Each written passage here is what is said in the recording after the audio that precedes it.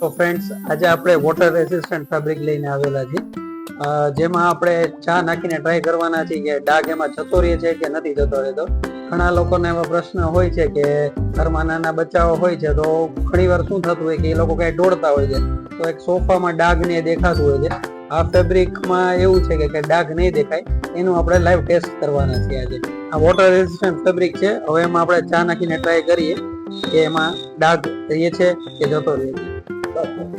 આપણે ચા નાખેલી છે, એને થોડીક વાર રહેવા દઈએ. આપણે શું થાય છે આપણે જોઈએ. ફેબ્રિક ઉપર ચા નાખીને થોડો સમય થઈ ગયો છે. હવે ચાલો જોઈએ કે શું થાય છે.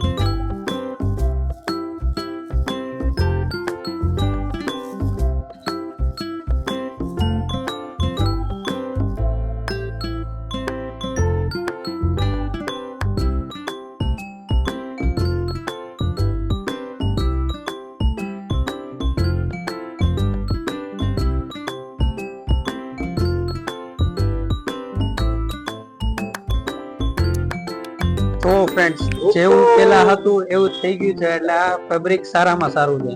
જેમના ઘરે નાના છોકરા હોય એના માટે સારામાં સારું આ ફેબ્રિક છે.